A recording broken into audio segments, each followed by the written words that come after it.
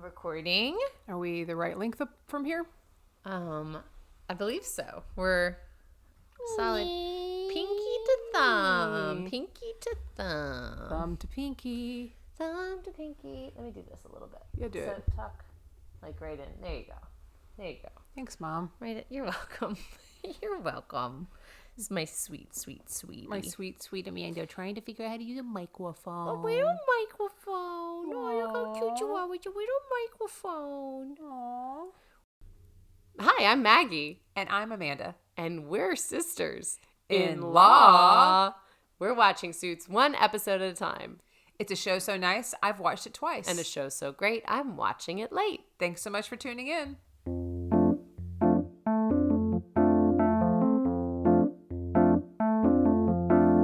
Maggie's never seen it and Amanda's obsessed. They don't wear fancy suits, they are casually dressed. They are sisters-in-law and they got a show about a law firm drama that aired a few years ago. Only Suits fans, only Suits fans. Only Suits fans, only Suits fans. Only Suits fans, only Suits fans.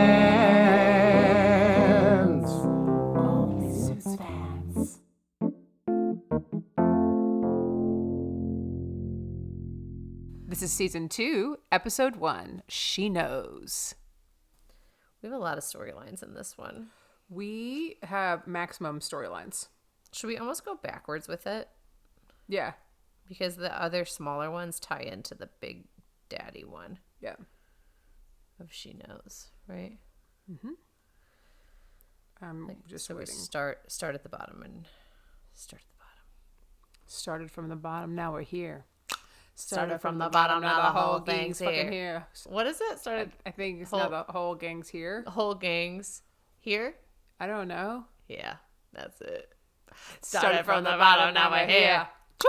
Started from the bottom, now the whole gang's here. Oh. But what's the F-bomb, Amanda? I'm sorry. I might have downloaded an explicit version of said song.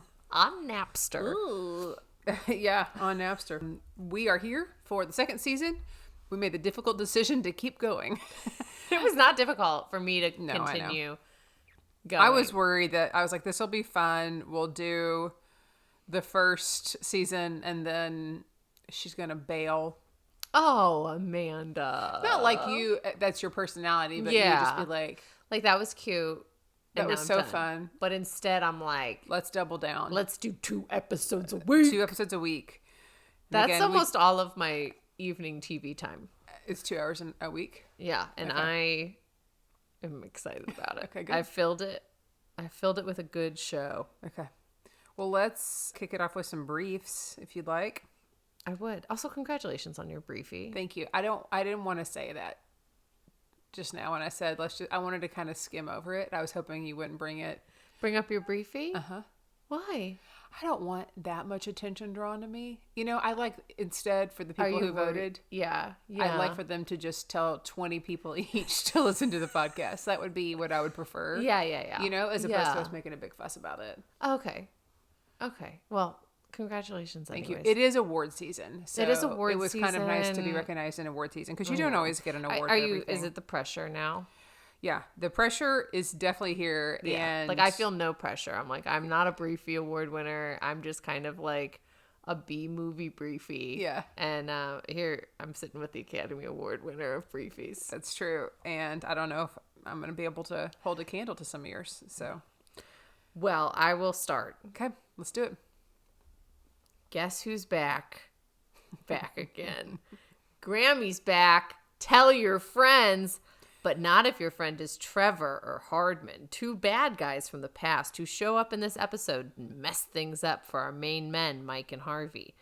Trevor definitely told Jessica, and while she plays it cool on a dinner date with Mike, she is not pleased that Harvey hired a non-lawyer with no bachelor's degree. And while she asks Harvey to fire Mike, she's willing to keep the kid around if Harvey can get rid of an even bigger threat. The Hardman to Pearson Hardman, a partner who has been kicked to the curb but is now back with a vengeance. While Hardman impassionately speaks about the importance of coming clean and bringing secrets into the light, Jessica, Harvey, and Mike go deeper into the shadows of their little law school lie, sitting comfortably in the dark. Speaking of the dark, we learn Mike Ross's origin story, and it sounds kind of like a Batman origin story. So I guess Mike Ross is the Batman to everyone else's Joker. Joke's on them, he's not a real lawyer. Maggie, that's real solid.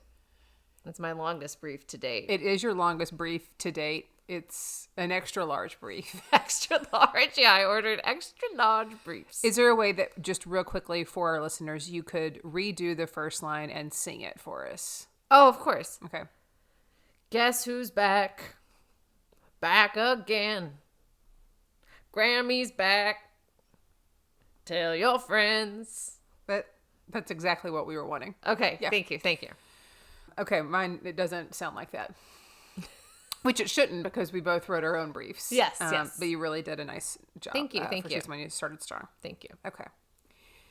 If this season opener were a movie, it'd be an epic. With 5 clear storylines, every loose end that was tied up in the season 1 finale has been cut open, and every cliffhanger has left us climbing up the Pearson-Hardman corporate cliff while still hanging on by a thread. It's the more the merrier when it comes to the higher-ups at P&H knowing about Mike's secret. Daniel Hardman is back, and this old law dog wags his tail as he schmoozes the partners to be the next comeback kid. Speaking of comeback kids, Trevor is back on the block and dishes to Jenny from the block about Mike and Rachel. Mike's cockiness is a nuisance with the nuisance suit in the Swinton merger, and Grammy makes sure that Mike knows what it's like to almost feel dead by feeding him cookies from the Eisenhower administration and telling him she was full of bedtime story lies. I guess it runs in the family. Oh, what a tribute to Grammy. What a tribute.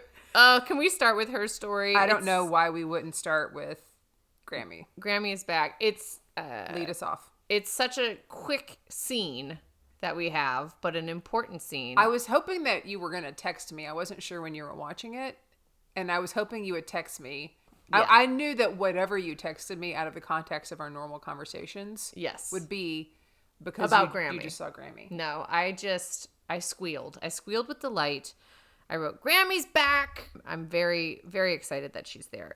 The funniest thing is she does say, oh, you're eating those cookies from the Eisenhower administration. Mm-hmm. And I thought that was probably the last time that he visited her, is what it feels like. Like, it's been so long. It has been long. Maybe not the Eisenhower administration.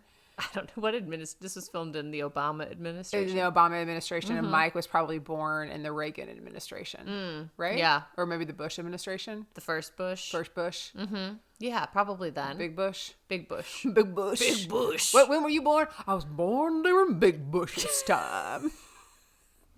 That's how people should explain. Roll that beautiful Big Bush footage. Oh, no, Amanda. Yes. So Grammy's back, and she says this wonderful quote, a mother always loves you, but a grandmother is on your side. That's real sweet. Which is very sweet, considering Mike, we learned, does not have a grandma. Okay, we have a record scratch moment in here because we find out Mike's favorite show growing up was The Cosby Show. Yes, again, which is appropriate for someone who was born in Big Bush. If you were born in Big Bush, then you probably loved The Cosby I wasn't born Show. in Big Bush. When were you born? Well, I was born under one peanut farmer, Jimmy Carter. Jimmy Carter. Mm-hmm. I don't even know who I was born under. Reagan? You were probably born under Big Bush. No, I was born... Reagan was in the office for 8 years. Who did Clinton replace?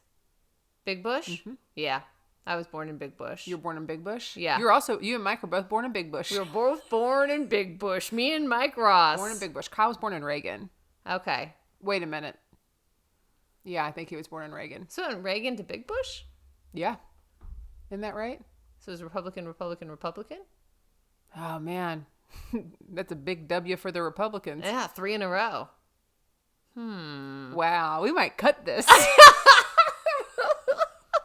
Because we don't know the order of the presidents, like recently. Like not even like... In our lifetime. We're not even going back to like... Yeah, literally we're talking about presidents in our lifetime. And we're like,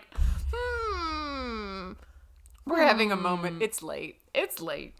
Anyways, Grammy had a moment too. Mike couldn't watch the Cosby Show. But it was appropriate if he was born in Big Bush time. Yeah. So my first deposition right out of the bat. Okay. Grammy makes up a story to get Mike to go to sleep, or not a bedtime story, but just to make him feel good. To make him want to go home after he running away to ran watch The Cosby Show. Have you made up a story for your kids? Oh. Or twisted a story? Or is this a question where you're like, what time? When's the last time I made up a Yeah, story? I think it's kind of like a last time thing.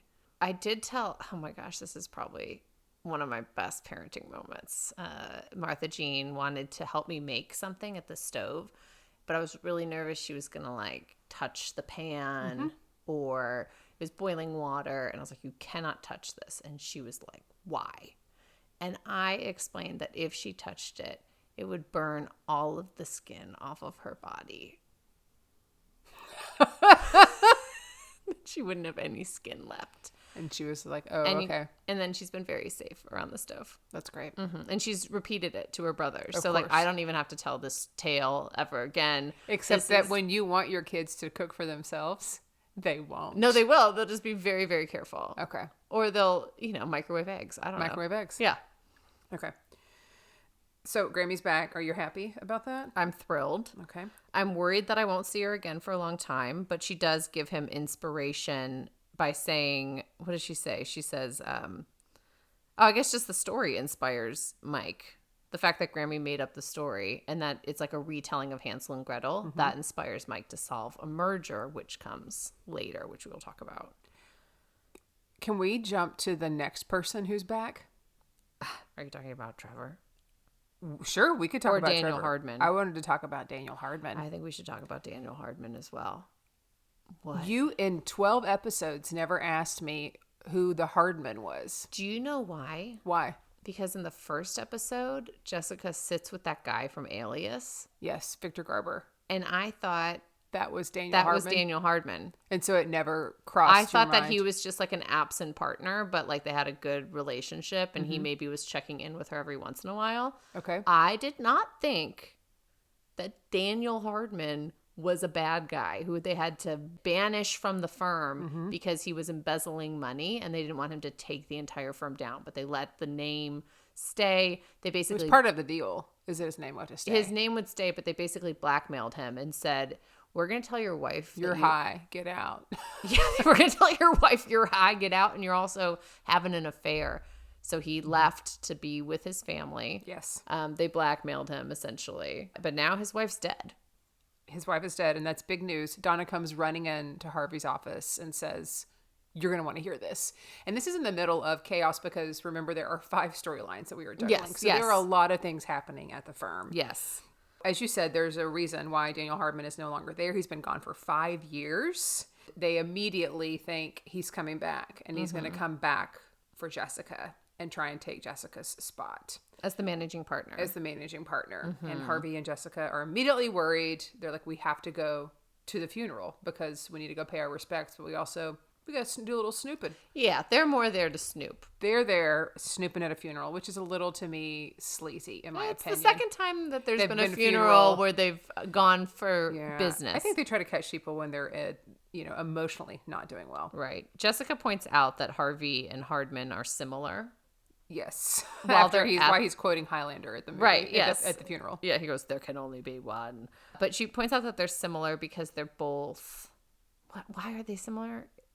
She points out that they're cut from similar. the same cloth, but she said Hardman is a lying snake in the grass who would say or do anything. That's what Harvey says. Harvey says that he's a lying snake in the grass. Yeah. Harold is there. Harold Gunderson is at the funeral. Harold Gunderson is like Lewis's date to the funeral. It's so funny to me that he's there, and he's so sweet. He's worn a breast cancer ribbon in honor of Alicia, who passed away. That's what she passed away from. Lewis makes him take it off.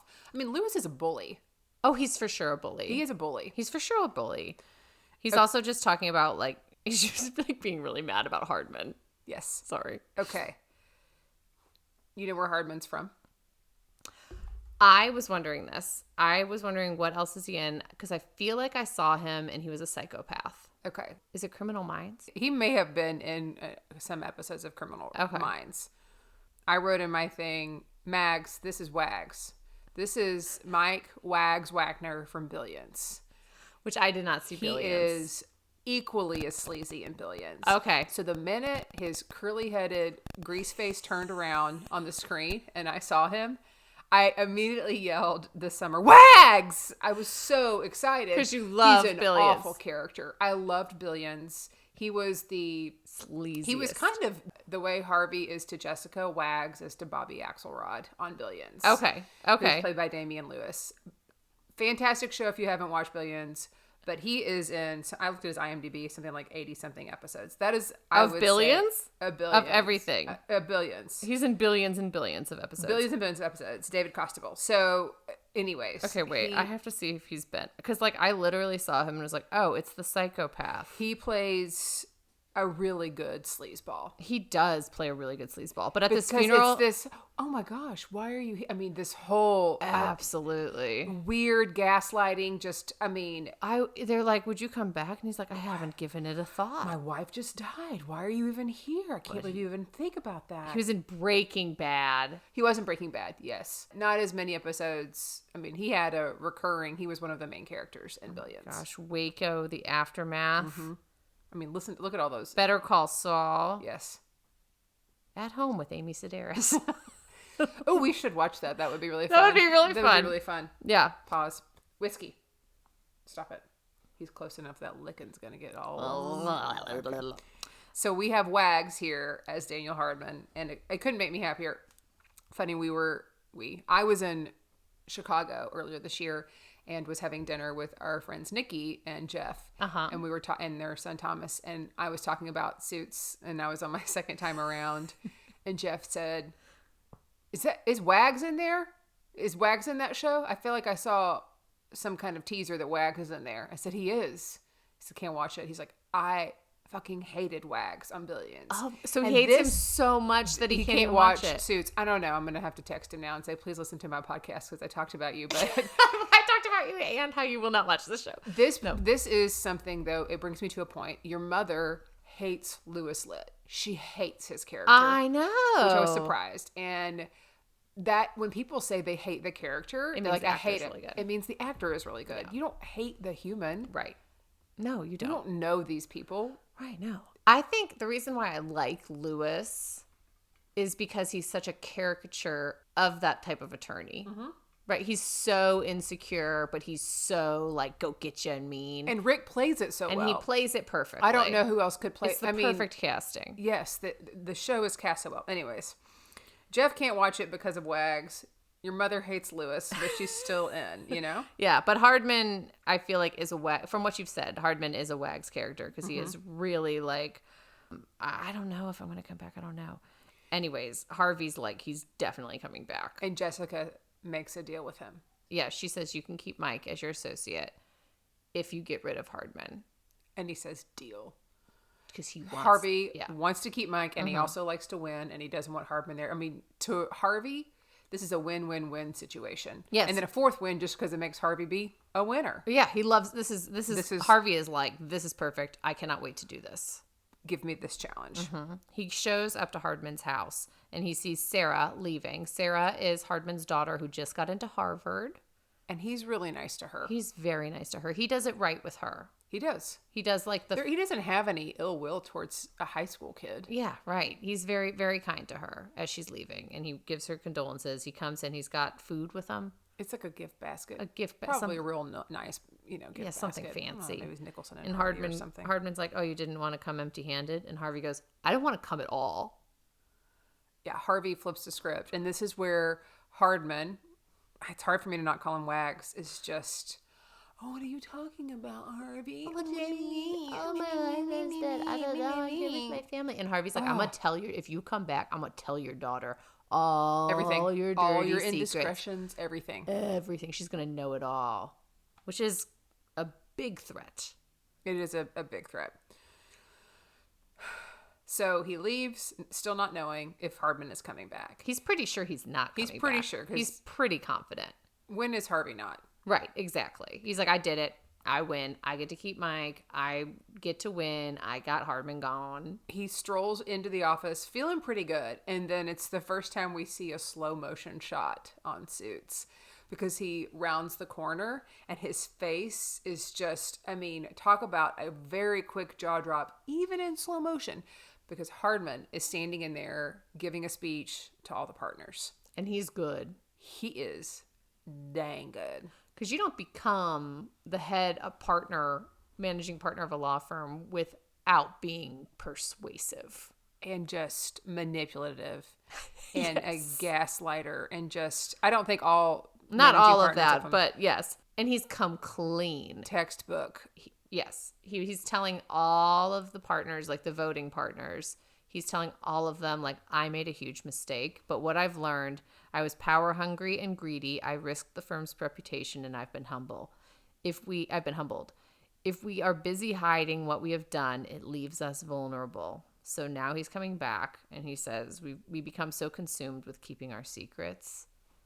So he's basically like, I told my daughter. I told the voting partners, I'm back and I'm a good guy now. Knock, knock, knock. I'm here. He's saying this not knowing Mike's secret, but Mike and Harvey are standing right there. And Harvey Yes. says, go home and don't come back. Yeah. Hardman might be a really, really bad guy, but this was a really good take. It was a good take. It was great acting. It was a great take. He has positioned himself to fool the people who are none the wiser. But also he is coming clean, right? So like right now. He did not come clean with the partners that he cheated on his wife. We don't know that. He was just telling them about the money he stole.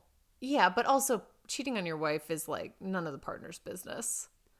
No. You know, but he's telling them all the things that wronged them, and I bet he told Sarah all the things that she needs to know as his daughter. Is what's Still weird to be implied. hiding it. If you're going to come clean, I mean, get the I don't know. Fabuloso out and It let's would be- really wash it down here. It would be weird though if your boss comes back and he's like, I embezzled some money. I messed around with some women. Like that would be weird. If he's like talking about business things. You know, I commend the move. Obviously, he's the bad guy. Obviously, I'm not supposed to like him. But in this show, in this episode, where Jessica, Mike, Harvey are like getting deep into some secrets, having Hardman be like, we shouldn't be keeping secrets is a big, yes, you're right. Yes. And I do think he should come clean on everything. Here's why. An attorney, when they're representing someone, says, I can't help you unless you tell me everything. Yeah. So he needs to come clean on everything. He can't selectively come clean on certain areas of his life to certain people because it will come back to haunt him. It will. I don't know. I'm just saying in life, it will come back to Yeah. haunt you. Yeah, if yeah. you're like, well, you know, I'm going to come clean with this person about this thing and this person about this Yeah. thing and this person about this thing. First of all, you're managing who have you told what. The truth Right. is always the easiest thing I to think remember. if it comes up, though, it makes sense. I'm just saying, like, that's such a deeply, his marriage, his wife just died. That's such a deeply personal thing. I don't think that he needs to share that with everyone. Okay. Agree to disagree. I can't wait for that to bite him in the butt and me be wrong. I'm not saying it will. I'm just saying generally in life, if you're hiding all of that. Yeah. If you're time to come clean. Yeah. What is that show where the guy came back, he went back to like undo all his wrongs, like right all his wrongs. Oh, My Name is Earl. Oh. And he went around and like tried to find everybody he had hurt or like messed with and anything and tried to make good on it. Mm-hmm. You wouldn't just like pick some of the people, you know? Pick them all. Come on, Earl. Earl? Yeah, that's the end of Hardman. The other It's not the end of him, but it's the end Yeah, of him that's right it. now. We're never going to see him again. He came clean. He's back. He also only came back because Harvey threatened him, is what he says, which is probably not true. He's probably planning on coming back, but he does say, like, I wouldn't have come back if you hadn't threatened me. Okay. You want to go back to Trevor being back? Oh, yes. So many people coming back. And when you loop that Trevor into being back with Jenny and Rachel? Yeah, I think that's a whole triangle. I guess it's more of a square. It is. It's It's a love square. It's a parallelogram. I love you like a love square, baby. Uh-huh. I love you like a love square, baby. Is that the song? A love song, but square it works too. It's a one syllable word. We'll find another song to sing that'll be better so I can cut that. No, please don't. Jenny is waiting for Mike when he gets to work. Out of a cab, not on the bike.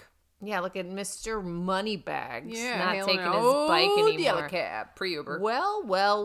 Pre-Uber. She's just like, you have to tell me about Rachel. You have to tell me. Come clean. Mike basically says every day's the same. Or every day's the same. And then Jenny says, well, every day's the same because I don't trust her. And the reason why she doesn't trust her, They kissed. she knows. And then he says, she didn't kiss me, I kissed her. I didn't kiss her, she kissed me. Yeah, that's right. Which is like, okay. She goes, you're such a lawyer. Yes. Knock it off. You know what I mean. He's trying to like weasel in and out of everything. And then Jenny says, you know the reason I know? Because Trevor told me right before he walked in to go tell Jessica that you were a fraud. And then she just walks away. Yes. And Mike is reeling. Scary music. She knows. Jenny knows. Jessica knows. Everybody knows. Also, Donna knows. Yes. Donna has known. Yeah, Donna knows. Since day one. Yeah. Donna has known since day one.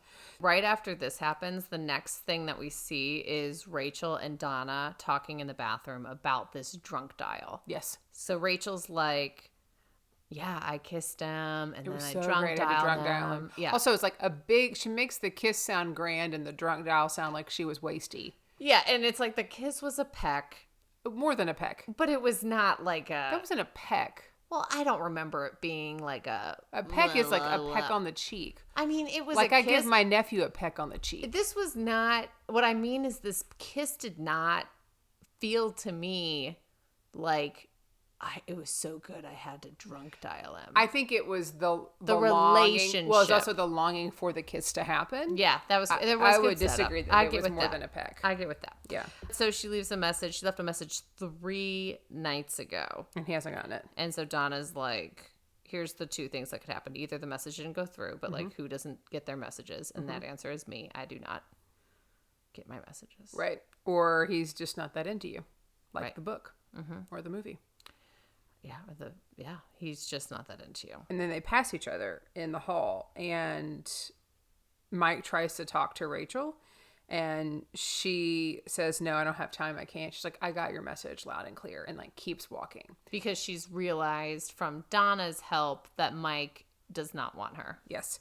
What's interesting is that this is after he had already seen her earlier in the episode, which we'll get to, and he ran into her in the hallway, and he was in a good mood, and she was in a good mood, and they were talking and chatting. To me, the timeline is flawed that he's totally fine earlier, or the day before, they're fine, and Rachel's not mad at him. And then she decides the next day she's mad at him. It's the Donna. Donna got in her did that? head. Donna was like, because even when she's talking to Donna in the bathroom, she's like giddy about it. She's like, yeah, I drunk dialed him. He. There was such a good kiss. He. Dang, We're still Donna's like a flirting. magician. She's a wizard. And then Donna was like, Okay.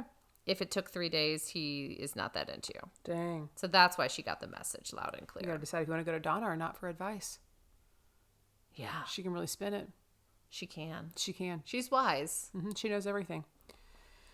Then basically Mike is mad. Both his ladies have left him. He's under the gun for another reason, a pretty big one. And he needs to settle this up with Trevor. He's like pissed at Trevor. So Yes. they meet up. Trevor has gotten another haircut. Yes. I think Trevor just looks a little gaunt. He looks a little gaunt, but Do his you hair think looks that? nice. Do you think that he got gaunt in Montana? Maybe I don't remember him looking so gaunt in got the end gaunt. of season 1. He got gaunt. He got gaunt. He got gaunt to Montana and gaunt in Montana. Gaunt fishing in Montana. He's gaunt fishing. Yeah, they're real mad at each other. And Mike spouts off Trevor's social security number from the 6th grade because he saw it on Trevor's dad's desk. Dang. Question. Question. Like, you gonna mess with me? How many social security numbers can you remember? My own. But I had 2 when I was born. What? They accidentally gave me 2. It's been corrected. But I know both of them. Really? They were only off by 1 number. How long did you have 2? I don't know. My mom said they gave her 2 and then she had to like send 1 back. Oh my gosh, we could have had so much fun with that. That's what I used to joke, but then I was like, I shouldn't joke about this because what if the IRS comes for me and this Oh my gosh, I will joke like whenever I'm going through like TSA or something. oh no. You know, and there are times when you're dealing with law enforcement or at the airport or something, and it's just not the time to joke. Like I have once said when people are going through, like I go through the thing, they're like, how are you? Put your hands up and they, you know, quickly check you and they come up like, we need to pat you down. I go, I was hoping you'd say that. I mean, like you can't Oh say my those God. things. I'm just But you being can. silly. Right, you're being silly. I'm being silly, but I have joked way too many times. Yeah. You know, if an officer pulls you over, they're like, do you know why I pulled you over? I'm like, can't wait to hear from you. I mean, just, you can't be snarky and cute with like law enforcement or But when you you're could try. or when you're going through security in the airport. No, most people can't. Amanda Austin. I'm gonna try it. I'm gonna try it this weekend. I'm gonna see what I can get away with saying. Yeah. Try as many dirty dad jokes as you can see while you're what- going through TSA. Yeah, and then I just get stuck. They hold me there. There's got to be like a fart joke, like all of it. I can't wait. Document it. Okay, I'm gonna document it. I'm gonna film it too. Oh, I love it. I love it.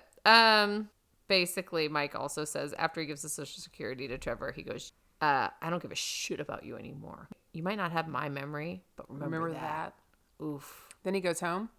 Listen to the voicemail. He listens to the voicemail, and Mike is like, diggity day. He's like, oh yeah. I've been sleeping on that and not sleeping with that. She really likes me. Quick rebound from Jenny. Yeah, these two ladies have been parallel the whole time. Yeah. Like, I don't think he's really committed to either one. So He it's needed just jumping back and forth. there to be a reason to eliminate one. Yes. Not like eliminate, like Yes. off with their head. Mm-hmm. And now he has been eliminated by one, so now it's easy. Here we go. Look, Walk right in. Decision has been made. This other a chunk of a story is the Swinton merger. Mm-hmm. This is basically the case that they're working on that Mike gets assigned to handle. Mm-hmm. This is a huge merger the firm is taking care of, but it's not going through. It's a publishing company, but it's not going through because this book clerk, Myra Harrison, has a lawsuit pending that they stole one of her book ideas that she had pitched when she worked there. Mike goes in. He's pretty much on his high horse at this point. He's feeling very confident because he had a very successful dinner the night before, which we'll discuss. So he kind of comes in with all the energy, all the gumption, just like the huzzah or the riz, as the kids are saying, and really gives it to Myra and talks about how she's a nuisance. They're going to get out of the way, sign this deal, da-da-da-da. And then she turns around and says, I bet your mother's proud of you, which hits real hard because he doesn't have his a mother has passed away. Yeah. This happens before we see Grammy. So in my head, I was like, he doesn't have a mother. He only has Grammy. And she would be proud of him if he visited her. He finally showed up, got some And of those then- little Eisenhower cookies. Thank goodness. She basically, Myra wants to be paid for her idea, but even more so, she wants credit for the idea because the credit's what's going to get her Future deals. Yeah, Right. notoriety. I'd like to call out that Harvey and Jessica both make the redundancy joke about the redundancy list for the Swinton mergers. Yeah, they're talking to Lewis. And they Lewis rolls his eyes and hates the joke when Harvey says it and then acts like it's the funniest thing he's heard when Jessica says it, which is like a true character reveal of Lewis. Just a big old suck up. He's such a suck up. such a He's suck such up. a suck up. Little suck up. Another fun thing is Harvey's in there kind of ragging on Lewis about the redundancy, whatever, that he has to go through the redundancy list. Lewis is like, oh, well, why don't you get to the point? Like, why don't you get this merger done so that I can start bashing in departments of the publishing company? Because that's Lewis's job. Is once a merger goes through, he like eliminates. He's the efficiency guy. Yeah. Harvey's like, well, are you like smashing seals? What are we doing? And Lewis says, with that it were rodents of the sea. He thinks seals are the rodents of the sea. He's right. You think a seal is the rodent Oh of the my sea? gosh, have you looked at a seal? They're Not like today. humongous rats.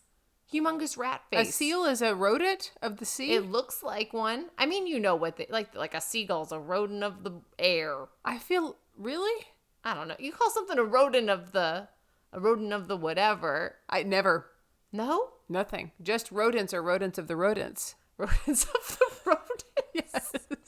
No, definitely a seal's a rodent of the sea. Oh, For that's sad because I sure. feel like we see a lot of videos about how sad it is for the seals out there, like a seal's life. Yeah, but you know seals can be mean. Really? They can like attack people. Can they? Yeah. Have they?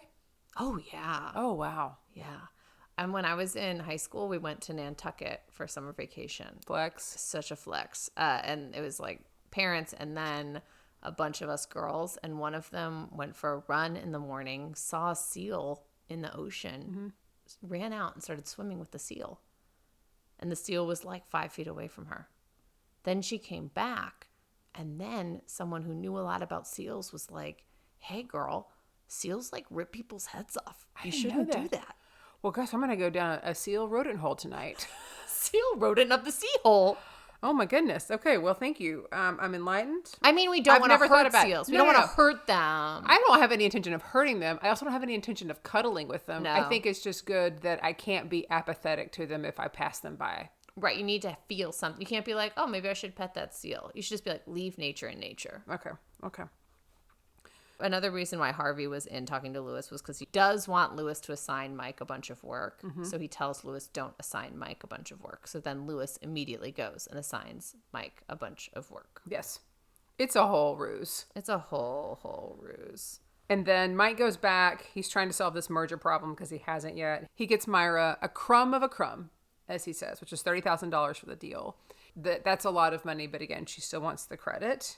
And because she wants to be able to sell more books. Mm-hmm. And while they're having this conversation, I was like, oh my gosh, they're just in a Barnes & Noble. Yeah, they're totally in a Barnes & Noble. But they have a different logo on the bookseller thing. But this was filmed in It had to have been. There's probably a Barnes & Noble in Toronto. Oh, I'm sure Toronto has a Barnes & Noble. Back in the day. She's just really upset because she says, my boss was also my friend, and then she betrayed me. Can you imagine what that would be like? And I think Mike could imagine that. Because I think Mike's feeling a little betrayed by Harvey. He is feeling betrayed by Harvey. Mike is kind of being a little too... Harvey is saying to Mike, are you going to screw this up? Because he doesn't want to go down fighting for the wrong side. Mike is like, if this is my last day as a lawyer, I want to make sure that I get this girl what she needs. Yeah.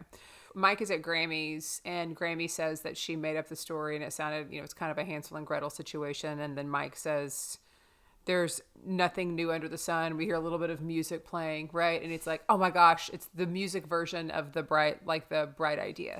Dun, dun, dun, dun. Right? No, ding, ding. What's ding. the Bright Idea? Ding, ding, ding, ding, ding. The rodent of the bright ideas. And he scurries off, we would say. Okay? With his rodent idea. Because he realizes there is nothing new under the sun, which brings me to my next deposition for you. Oh my gosh. Have you ever had an idea and then you saw somebody create it later and you're like, I had that idea. Dang. Oh, yeah. Really? Oh, yeah. I feel like he's right. There's no new idea under the sun. And so anytime I have I'm like, this is such a good idea. And then wait Google 5 years and it's already done. Yeah. If you sit on an idea, it gets done if it's a good one. Elizabeth Gilbert talks about that in, I think it's the book Big Magic, where ideas are always floating out there and sometimes you have them. And if you don't act on it, it kind of goes back out into the universe and somebody else ends up sort of just... So you have to hold it. No, you got to act on it. It's not just holding on. You got to act on it. You got to just carry it around and start making moves with it. You got to just... all the ideas. It's just tough. Or you could just not have FOMO and be like, release these ideas because I'm not going to do anything with it. Yeah. I am pretty confident I invented spin classes in my head. I had this idea a long time ago that I talked to my dad about extensively what the business model would be. And I wanted to call it Spin City, which is also an old TV show. And Sin City. Yes. And spin on Sin City. Is it Spin City or Sin City? Sin City is what you call Las Vegas. Yeah, and Spin City was a TV show. Anyways, I wanted to open a cycling studio called Spin City. And the idea was you would come in and there would either be a live instructor or there would be a video up on the screen, but all the bikes were in there. I had just gotten into indoor cycling and it was very new. There were just some classes in some gyms in Dallas. You couldn't go to an actual standalone place. And then I wanted, to just buy a pass or you buy a membership. And I had this whole model. This is how it would work. You could also watch this stuff at home and you could do the videos, which is a combination of Peloton. Yeah. I basically invented Soul Cycle and Peloton. Basically. And together. Then you just let that idea go? I did. Elizabeth Gilbert picked it up for me via her book and sent it over to them. Wow. Yeah. That was really nice of you. That was a great gift. I think so. My Peloton has worked well as a place to hang clothes recently. I also wrote a commercial once with some people early on into comedy. And we were going to film it. And then we were watching Saturday Night Live. And Tina Fey wrote it. And it aired the night before. was about birth control, and it was basically mocking birth controls and how all of the side effects at the end, Yeah. and so we just didn't film it because it literally, we were going to film it the next day. Yeah. So. That's compliment though that Tina Fey and I had. Yeah, the same idea. And that was made that same week. Mm-hmm. Yeah. Really parallel thinking. Mm-hmm. Then, basically, Mike has this epiphany. There's nothing new under the sun. He goes and he has Leslie, the thief boss, Myra, the stolen from author. They both have signed an agreement saying they have to submit to polygraph tests when they worked at this company, which is kind of an overstep, but it made me think about my employee agreement. I'm like, I gotta go back and look and see if I'd have to take a poly. What have you agreed to? Oh, no. Anyways, Mike basically says, Leslie, you're going to take a polygraph or get fired or just admit you stole it. And Leslie's like, fine. I stole it. That's fine. And then Mike's like, great. Now sign this document, Myra. And she goes, no, I need to have my name on the book. I need to have credit. And he's like, actually, here's 3 books that have the almost exactly same story, same premise that they have already published before you pitched your idea, before they stole your idea. So, no. Yeah. And then he says, you want to be a writer? Then write. But don't ever threaten me and my firm. He is real cocky. Real cocky. And this was at the end of the episode. Yeah. Real cocky. Yeah. The roller coaster of cockiness and cowardness and then cockiness again. Yeah. Is something that I would be examining in my statistics class. It would be a crazy graph. It would be a crazy. Yeah, I thought the My Firm was very... My firm? You're not even a real lawyer, dude. I know. You're not on the name. You're not on the billings. Okay, Michael. Okay. And all of this ties in to the Mama Jamma. Oh, man. She knows. She knows story. She knows. She knows a lot. She knows a lot. And she's so cool at this dinner. And we're talking Jessica Mother effing Pearson. Dude, you had said that you thought she was one-dimensional after the first episode of season 1 after the pilot. Now, how many dimensions are we seeing? Oh, this woman is a trifecta octagon. Trifecta octagon? What is it called? 12-sided shape. A 12-sided shape. She is a 12-sided shape. A dose. At the beginning of the episode, it opens on the lyrics to the song, "You're a fraud and you know it, but it's too good to throw it all away." As Mike's walking into like a dream sequence dinner. Yes. She asks about Mike. Forgot his name. Jessica asks about Mike. And she starts to get a little bit more information. She wants to know, what was it like at Harvard? And he says, when I was 3, I knew I was different. I mean, does an amazing job of diverting it. And he eventually says, yeah, Harvard was, kind of the same too, but doesn't go into it. And then she asked, why did you get into law? And he said, well, that's personal. And she said, isn't that why we're all here? And he tells a story about his parents dying. I was really shocked that she didn't show any kind of compassion or didn't even say, oh gosh, Mike, I'm so sorry for your loss. I don't think we were in the time period when people would say, thanks for sharing. I feel like that's a newer thing. Yeah. She didn't say anything. She just sat there and looked at him. And I wondered, does she believe him? I don't know. It kind of cuts from that story. Does she even say anything after he says the story? No, she said Harvey was right. And then she gets up and says, I hope you brought your checkbook. Checkbook. Okay. The dinner's on you. And she never, that bothered me. That she wasn't like empathetic. Well, that he told that story and shared that with her. And they didn't know each other, Yeah. And didn't even I mean, how old was he when his parents were killed in a car wreck from a man who was overserved. And so he says he thought about how he didn't want to feel helpless. And he thought, I could they got sue the restaurant. And they got, So he saw that as like a real pathway for him. Yeah. It's really a very Batman origin story because that's kind of Batman's parents die one Dark Knight and then that's true. Becomes the Dark Knight. That's true. But yeah, she didn't show any compassion. I was wondering if maybe she just is like, okay, that's a satisfactory answer to my question about law school. Yeah, I just didn't like it. Yeah. I wanted to see a little bit more from her. They both have a couple of hiccups here where they say the wrong thing.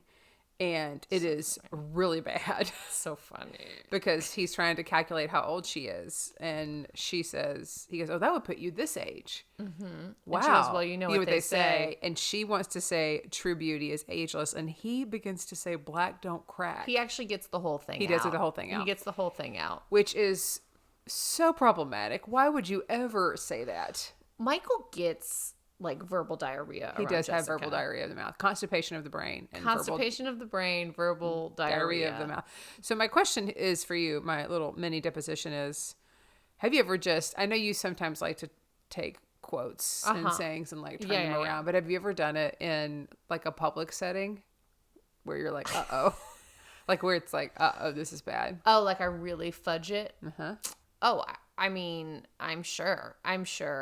I don't really get super embarrassed by that, though, because it is, again, part of my charm. It is. It's part of my charm. I remember that you cussed once in a family-friendly show. I did. I said, damn.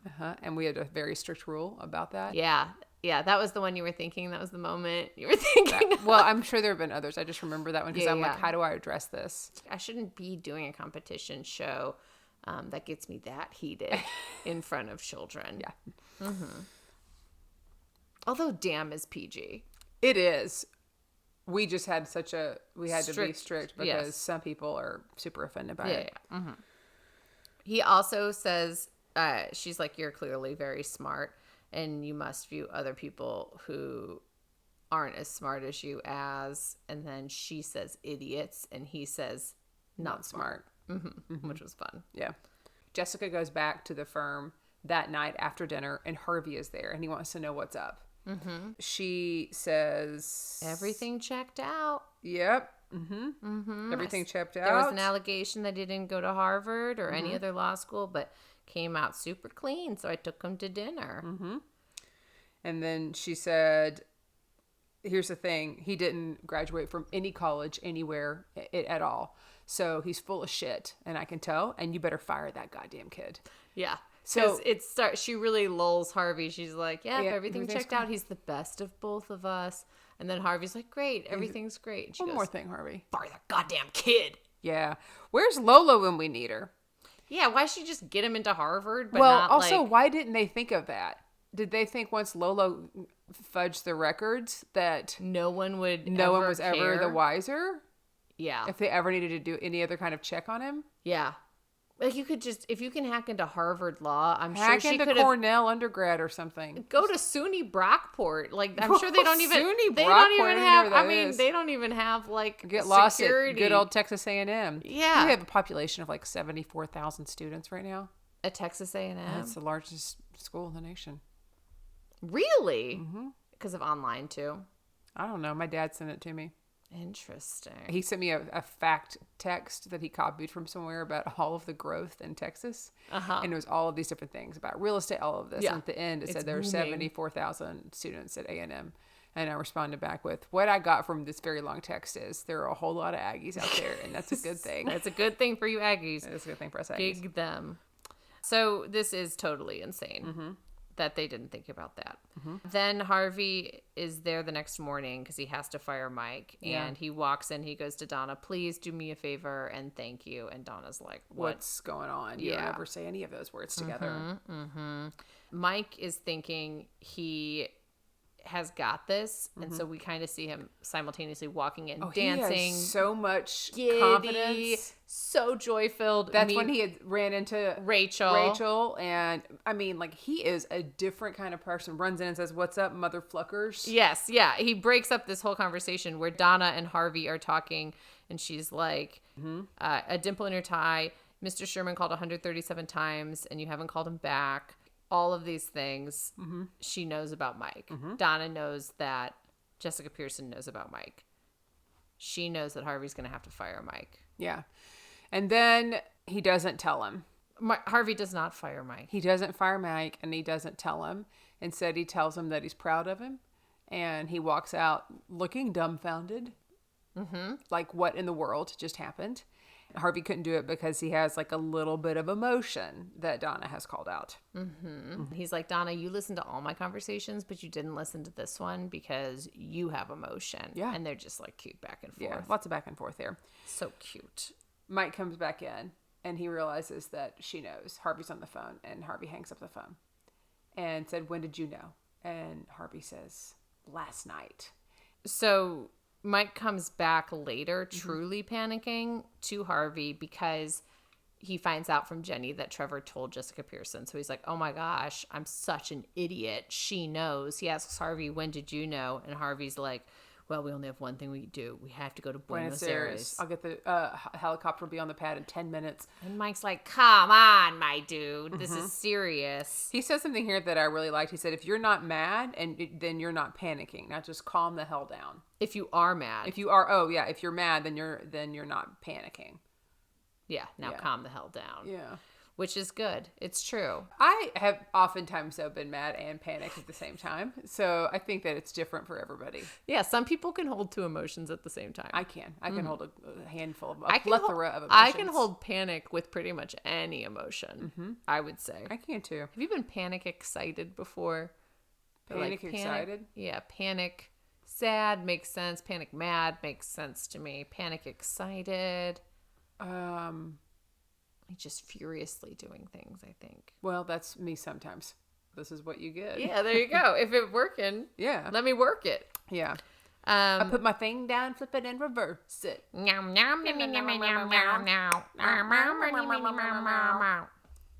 So, yeah, Harvey's like, panic. You're not panic. Like, calm down. He also says again to Mike, haven't I taught you anything? There's more than one response when there's a gun at your head. Mm-hmm. And I think this is also really great advice. It's really great advice, except that when there is a gun at your head, all you're thinking about is, there's a gun at my head. But he's right that he's training Mike to think and feel like it's never the end. Yeah. I wish I could have had Harvey around a couple of times in business. Mm-hmm. Yeah. Because like you find something out or something happens and you think, well, this is the end. This is the only way I could see this playing out. I could fix this problem. And then later with hindsight, you find out like, oh, I could have done this, or in fact, this didn't play out that way. Mm-hmm. So I thought that was really good advice. And so Jessica comes in, Mike has gone, and Jessica comes in and realizes that he didn't fire him because he finds out from Louis. She'd find out that Louis put him on this case. What I was going to do and what I did aren't the same thing, is what he said. And Harvey says, if he goes, I go. Because he doesn't want to let Mike go. And then Jessica says, pack up your things, you're done. And it could have been a good way to end that episode, just to leave us hanging off that, Pearson Hardman cliff. We know it's not going to happen. Mm-hmm. And then Harvey points out, if he leaves, then Hardman is going to smell that something's up. And he's going to figure it out, and then it's going to make it look like not only is Harvey a bad attorney, but that Jessica has poor leadership by letting this happen. And he has already figured out a way to let them stay. So you need me, and I'm not staying without Mike. You know what this is, really? Is Harvey has this saying about like there's more than one outcome. Like you have a gun pointed at your head. There's more than one. What does he say? Oh my God, he says it all the time. He always says there's more than when there's a gun pointed at your head. There's like 146 ways to look at it. Yeah, right. So he always says that. And then here he is. He just points the gun at everybody. He does. The option is pick up the gun and turn it around. And he literally does that because even right after he has that conversation with Mike, he's like, "Oh, are you not fixing the merger? Go fix the merger. Like that's what's important." Jessica comes in. She's like, "You're gone." He's like, "Oh yeah? Well then you're gonna look dumb. Here's the gun pointing at you now." He just is lawyering up. Lawyer. Right there. Interesting that I say lawyer and you say lawyer. Lawyer. Mm-hmm. Yeah, I have noticed that. Lawyer is very Southern sounding. Well, it's because it's the law. So lawyer. Yeah. So I don't say, did you practice the lore? Yeah. But I just have never heard any, I guess because it's regional. Yeah, like but it's also right. Because like the law. Does they say lawyer? Lawyer is how longer. It's pronounced. The root word is law. Yeah. So the root word of lawyer is not lore, but you're saying. Lawyer. Right. I'm saying, though, it's like Toronto. Yeah. I'm just saying I think you're wrong. That's fine. I've thought it's very Southern sounding when you say lawyer. I'm just following the way it's pronounced, Maggie. I know. I mean, I think a lot of Southern sayings are right. Like y'all, I think, is great. Yeah. Lawyer is hard to say. Lawyer? I hardly know her. My question is like, why does Harvey like Mike so much? And why isn't he giving up on this earlier? Mm-hmm. Mike says to the book girl who wants her deal, if you have a mentor who's threatened by you, that's not good, basically. And I'm like, is Harvey threatened by Mike? Like, why does Ooh, I he hadn't thought keep about that. him? Why does he keep him? Why is he so obsessed with Mike? Harvey thinks he's the best attorney. He's clearly one of the best attorneys. He could have any associate who is a really hard worker, diligent, organized, whatever, but he is like obsessed with Mike. And is it because Mike actually knows the law better than Harvey? And that's why he has to keep teaching him how to be a lawyer, because it makes him feel good to teach this guy who knows everything. I had not thought about that at all. Why does he keep him around? I just thought he was keeping him around because he likes to commit to the bid. I mean, it makes a better show. Yeah, I mean, But he's like obsessed with and Mike. by like commit to the bid, I mean he's in it to win it. He's like, look, I'm not going to back down. I've made this mistake. So instead of saying I'm wrong, we got to get him out of here, he is doubling down so hard. Yeah, he's doubling, tripling. He's betting all on Mike. He's a 12-sided shape of downing. But where does, like, there's no way that this can end well. I can't confirm or deny that. So I'm just like, what's his Yeah, deal? you blew Why my is he mind. so obsessed with Mike? I think it's because Mike's super smart. Yeah. Okay, we got through all 5 storylines, which is like Barely. insane. By the skin of our teeth. The skin of our teeth. Okay, quickly, walk us through your predictions. We didn't even finish it, though. We didn't. Okay. Because at the very end, so Jessica knows Harvey's like, I'm not leaving, and it makes you look vulnerable. Jessica has Mike come up to her office. Oh, yeah. So Mike comes to have a one-on-one with Jessica in the office, and they basically, Have a law off. she's like, why'd Harvey hire you in the first place? And he's like, because I know the law really good. Pull up anything on the computer. And she shuts the computer and said, you could beat Harvey, but you can't beat me. She's like, I'm not like Harvey. I don't need a computer. Mm-hmm. And I wish we could have seen the law off. I'm calling it the law off. Off. Okay. Yeah, I wish we could have too. I think that would be good. That would be content. Fun. Content. A law off for us. Yeah, we should do a law. We should do a law off on the Patreon. You guys let us know. Click that like button. Follow along so we can a law off would be really fun. Content. It would be super fun. Yeah. Okay. Take us down to prediction Oh my land. goodness. My first prediction was, welp, I guess everybody knows now and loves breaking the law for the sake of doing the law as lawyers. They are psychotic. I am very stressed that everyone wants to keep up this charade. Okay. I am so stressed about it. Are you? I am. This episode ended and I was like, You need to take a TV Xanax? I do. Yeah. It was so stressful to watch. I'm like, Jessica, what? Yeah. There's more than Harvey one way got to her. react when a gun's at your head. Like, you don't need to follow along with this crazy scheme. I know. Oh my gosh. And I also said, Hardman's about to fuck some shit up. He's about to come in there. Wags is coming in. Wags is coming in. I mean, he's got everyone on his side with this like spiel about being honest. I know. And also, I think his daughter Sarah at Harvard is going to also mess some things up too. Okay. I mean, long term, because now she's just starting at Harvard. But I feel like the reason why I think this, the women in the show are the ultimate fixers. Mm-hmm. They are always going about to fix stuff. Is she going to be a fixer for her dad? Something about her, the fact that she's introduced and is an important part of his life, that he's come clean to her, something about it. Maybe she finds out about Mike, uses it as leverage for something, but I feel like you can't sleep on Sarah here. Okay. I also, prediction 3, thank God for Grammy. I was scrolling in the notes document as I was watching, because we're sharing this notes doc, and I saw something about a funeral, and I almost started sobbing. Well, it was this funeral of Alicia Hardman. It was, I know. And then once that came out, I was when so much happier. But I was so nervous because I was watching the show. I opened up the doc to put my thoughts in, and then I'm like, a funeral? Oh, okay. was Yeah, no so spoilers, but you're nervous. watching it and we're sharing. Just Yeah. for the listener's sake, we share a recap of what the episodes are about, but like our own commentary and fodder is left to. I hope private docs. I hope it's not 10 more episodes until we see this wise woman again. Grammy. Mike coming off of a win or a tie with Jessica in this law off, like I think he's gonna do well in it. I think he's gonna hook up with Rachel. Okay. And I think apologize for not seeing her voicemail. Okay. Because he listens to the voicemail and it's like, okay, he's gonna make a move here. Okay. Those are great predictions. Thank you. Let me just say, season 2 is full of stuff. Our friend Whitney, who was here at the live show, she's been watching it kind of as the show comes out. Sometimes she'll actually hear the episode before she sees the show. She's all caught up, and she's, I guess, watched a couple of episodes of season 2. And so she sort of texted me yesterday and like into last night. And I'm not going to say it because you haven't experienced it yet, but we did talk about Wags. But she was like in episode like 2 and then 3 and 4. She was like, wait a minute. And I go, girl. So he is a bad guy. And not just Wags is the only thing I can say that she was texting. Yeah, she was yeah, texting me about different things. Okay.